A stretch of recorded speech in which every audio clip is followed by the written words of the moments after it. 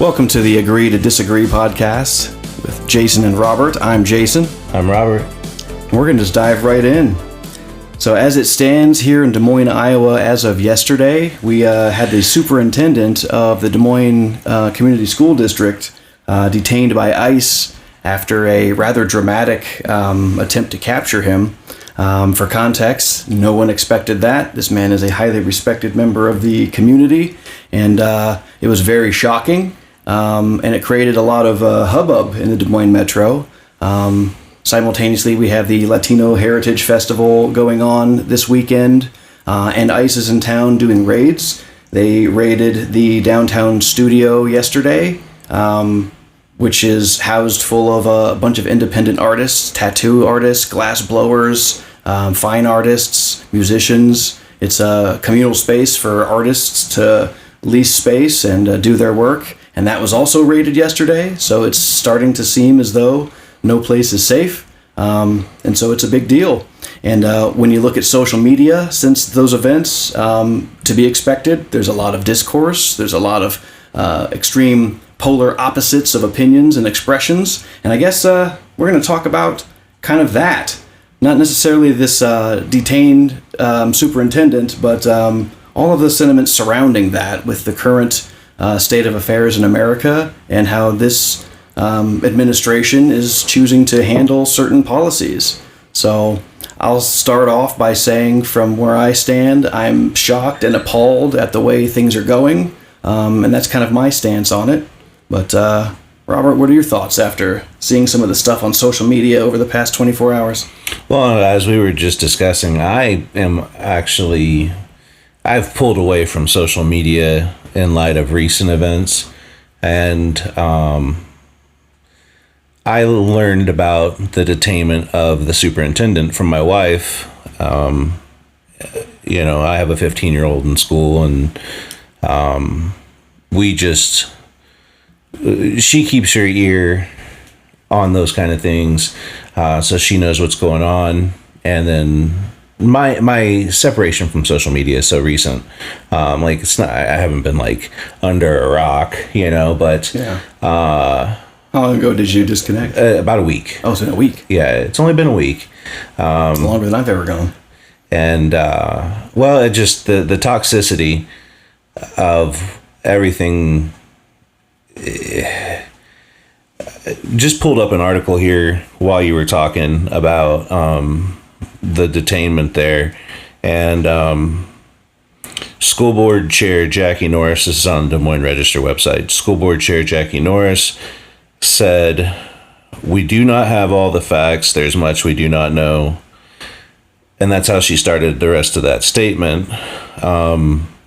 However, what we do know is Dr. Roberts has been an integral part of our school community since he joined 2 years ago. If we're zooming in on this instance as a everyday Joe, if you will, I look at it and I go, how did he become a superintendent? If any of what they're saying is, I guess there was an order to remove him in May of 2024 by the powers that be, and it was ignored, and now they were here to enforce it. Knee-jerk reaction is, how does this happen? This isn't just I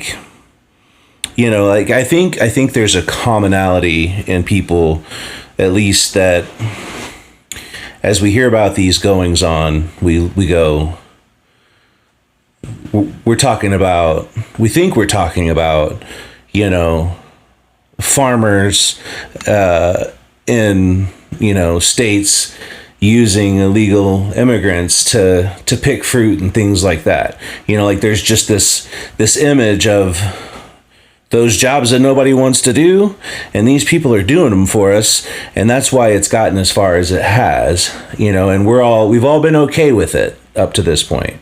Yeah. So when a superintendent of a school district in a capital city gets under the crosshairs, you got to go, what is happening? How did we even get to that point? And but not to go too far down that rabbit trail, my thoughts are there's so many people that, and this ties to my social media, backing away from unplugging, as I've called it. There's so many people that don't do the research before they make a statement, and then people jump on. And I know it's First Amendment, we can give our opinion and things like that. But I think we're definitely finding the line of when you make a statement that is defamatory or slander, that is hurtful to people, and you don't give it any base. And we're seeing the fallout of that, and that's why I backed away. I kept seeing all of these statements. They're everywhere. That's what social media is right now. And speaking of First Amendment, I think the issue here is that the real root issue here is that I need to be the first to say something about it. So people don't take time to research anything. It's all reactionary, and they want to be the first to notice it, and they want to be the first to make a statement. And it seems as though that's what it's all about right now. Ideological beliefs are one thing, but to see something happen on social media, which is not to be trusted. I mean, we all have a skepticism of social media, but to see something that is questionable and also highly controversial, and not do any fact checking, not do any research, and have your top priority being the first to say an outrageous comment in an effort to get attention, frankly, to get likes, clicks, engagement. Intent seems to be the real issue here. What is the intent of all of this discourse? The intent doesn't seem to be to reach a common ground or resolution, and both sides are guilty of this. There's a large mass of us that are hovering more towards the center, that are really appalled not only at the behavior we're seeing from the executive branch, but the way the discourse itself is going, and how it's becoming hopeless because there's no discussion. There's only raised voices. There's only polar opposite news reporting. Fox News versus NPR, 100% different perspective on the same exact topic. And the amount of rhetoric behind even journalism these days. And I don't even know if we can call it that, because I don't know that these pseudo-journalists on social media should even be called journalists, but I get so much of my own news from like the Philip DeFrancos or other podcasters out there. They're not journalists. They've not been to journalism school, but I look at them as if they are these prophets of current events and news. I will say it's helpful to have them dig up headlines for me, and then I can do my own research, but in doing that, what am I missing, as far as headlines that aren't making it to the top of the charts? So the whole thing, and what I mean by that is discourse and communication in this country has gotten so unusual in its intent.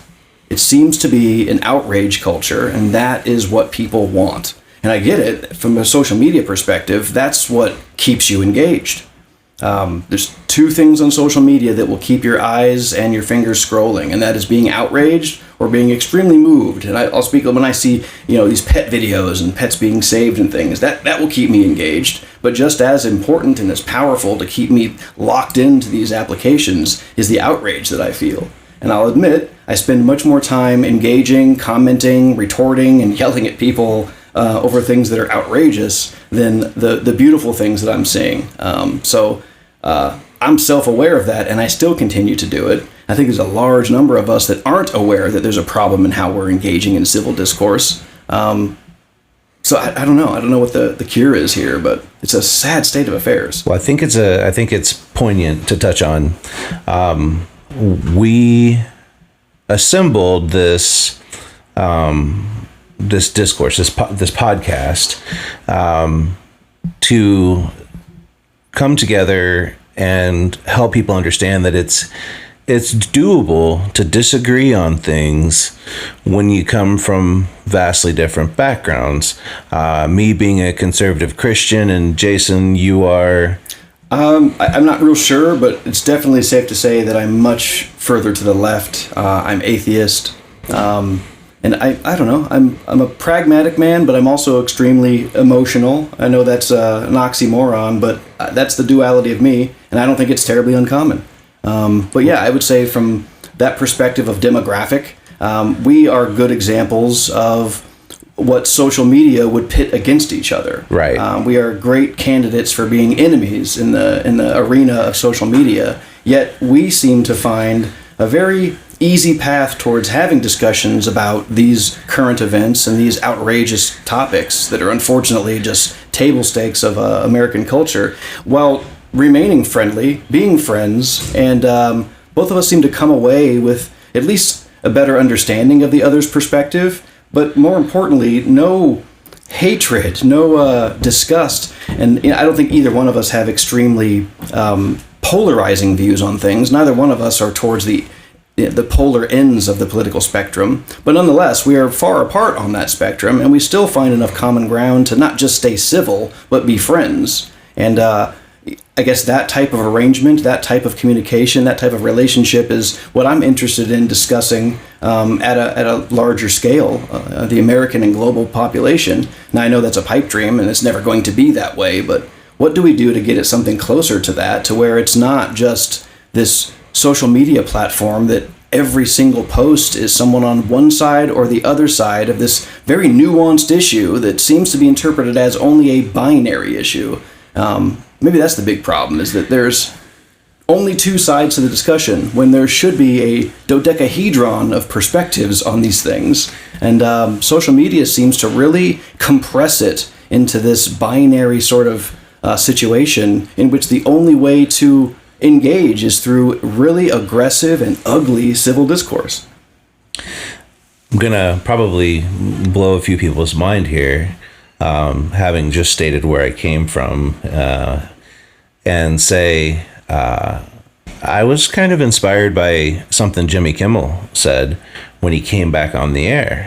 Also, recent events, people are saying things.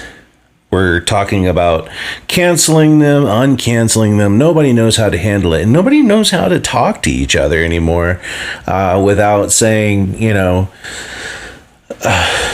hurting my feelings, shut up.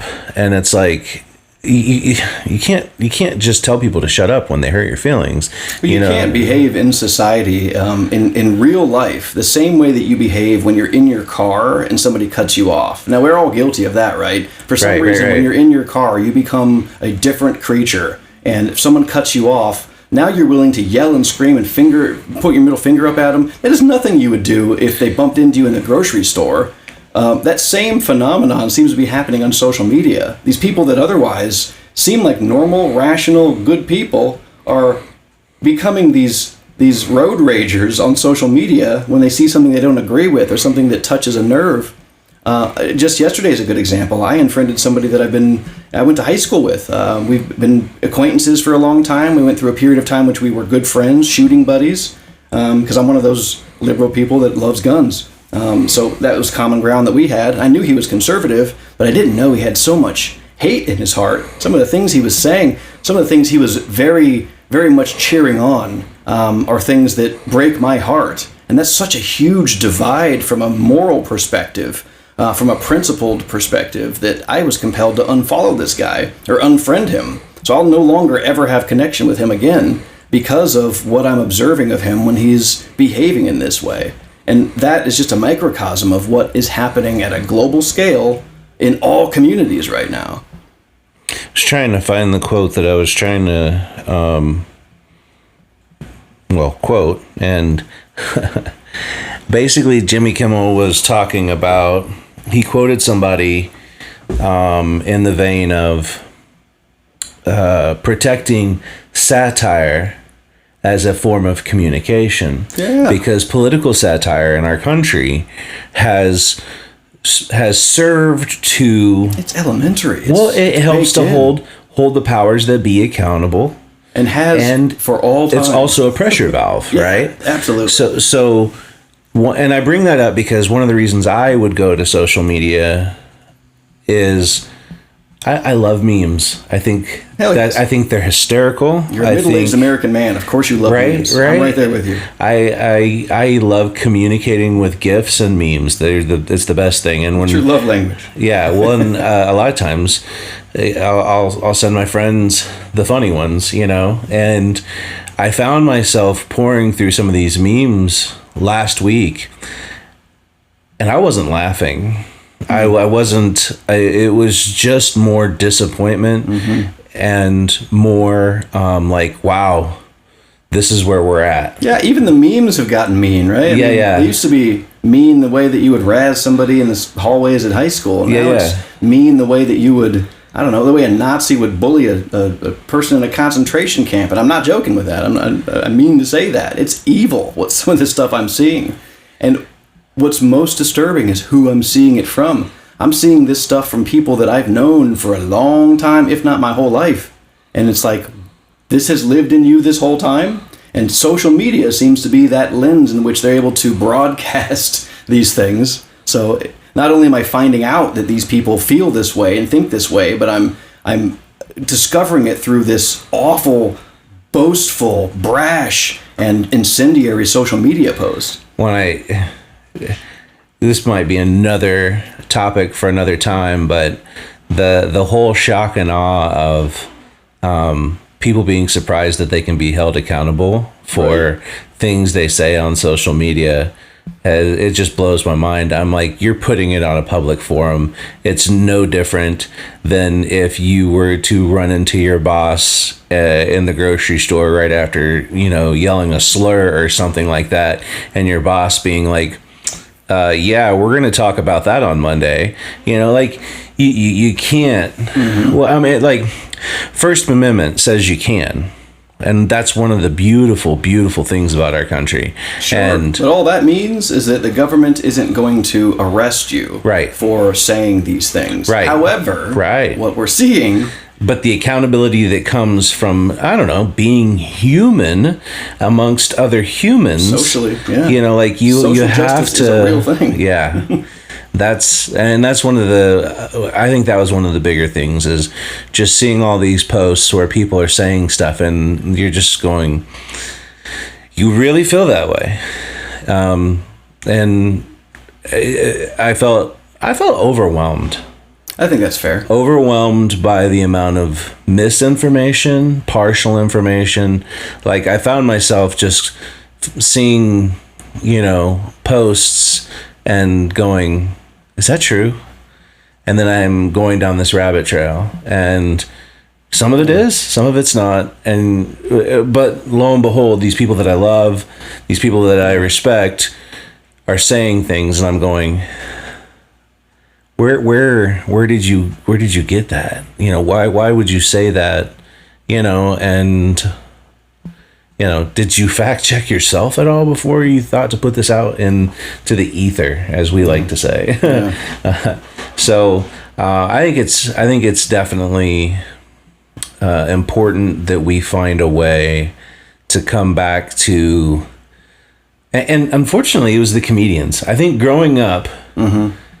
We're pretty close in age. Growing up, the comedians were allowed to say stuff. I mean, you think of the George Carlins, and absolutely, and they were allowed to say stuff. And we all understood. Of our time. They were looked at as, and everyone, the culture looked at them as this sacred thing that was exempt from whatever we called social justice back then. That term didn't exist, but that social blowback that one gets by saying something awful and being held accountable, the comedians were exempt from that to a large degree. They weren't immune to it, but they also were they were pioneers of stand-up, and so it was an art, and it was treated that way. And so there were lines being crossed, but for the sake of moving the conversation, not just for clicks and views. And when you think of stand-up comedy today in 2025, you think of like the Theo Vons, you think of all of the podcast bros, like the dudes in the Rogan sphere. And, as a guy I was born in 1980, stand-up comedy was a huge part of growing up. Watching Eddie Murphy Raw as a little boy and my parents being okay with that because it was sacred comedy. and there was things that were inappropriate, but it also was important to hear these things. It's important that you hear about this boy. And it was funny. First of all, I know that's very subjective, but I struggle with modern stand-up comedy because it seems as though the intent is to drive clicks and views and engagement, and so outrage seems to be the real intent, versus previously stand-up comedy, again, being the sacred bastion of like truth and holding power to account. That doesn't seem to necessarily be the intent any longer. And much like we see on social media, everyone's a commentary, everyone's a political analyst, everyone's a creator, now everyone's a comedian. So we've seen, much like with every, entertainment or artistic pool, we're seeing Joe Everyman get in there because they have a cell phone and they have an internet connection. Now all of a sudden they're posting as if they are George Carlin, and they're not. So the comedy pool has been so diluted. We have people that have 1 million followers that aren't even funny, but they figured out the algorithm. So that's what modern comedy seems to have become. It's whatever is trending on social media versus what is funny, edgy, and drives the narrative forward, the conversation forward. So social media has certainly had in my opinion, very negative impact on comedy, and comedy is a huge part of civil discourse and always has been. Maybe some of the younger listeners don't feel that because of what comedy's become, but prior to now, comedy was a lens of truth that got the conversation going. Saturday Night Live, Weekend Update was a huge part of Monday morning water cooler conversations. That brought news to light that may not have been seen by the average viewer, and it started a conversation, and it created change. People's behavior changed. When these politicians were winding up on SNL skits, they acted differently because it was accountability. And I don't know, things aren't that way anymore. I don't know what comedy is now, but it isn't funny. Well, and it's soundbite culture. Yeah. I think what Hot you're, takes. I've tried to have conversations with my son, and he'll bring things up and he gets triggered over, and I love him, don't get me wrong, there's nothing, but he got triggered over a sound bite that he saw, and I was just like, what was the full context? Like, take me down, the 5 minutes before the sound bite, what was being said? He's like, it doesn't even matter. And I was like, it does. It does, though. And look at Theo Vaughn. I don't know if you saw his recent misstep, near cancellation or whatever, but the government took one of his posts. He had a fan that approached him in the street and said, "Hey, my buddy just got deported, and I want to send him a message in support. He's a big fan of yours. Can you say something funny?" And Theo looks in the camera and says, "Hey, bud, I heard you got deported. Pause. Bye." And that was it. And the government took that and put it into a commercial for ICE.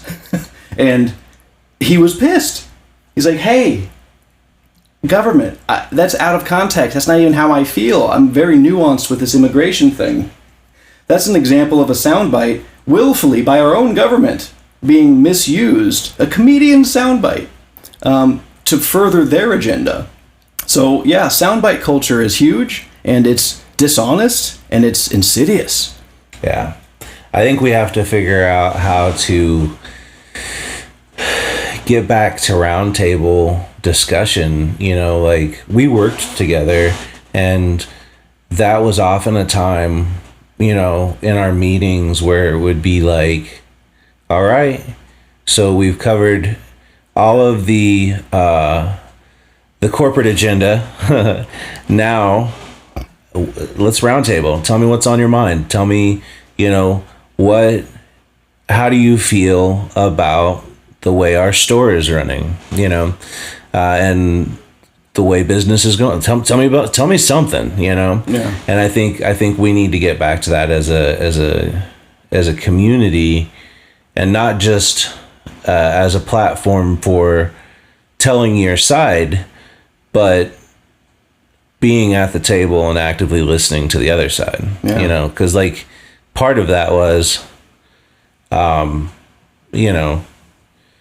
you're giving voice to somebody on the other side of the table, and you're going to wait your turn, and you're going to hear what they have to say, and you know, it was an opportunity and needs to be an opportunity to have dialogue like this, you know, because I know that I guess I started to preface our intent for this, and I'll just say I've learned things from talking to you about, you know, my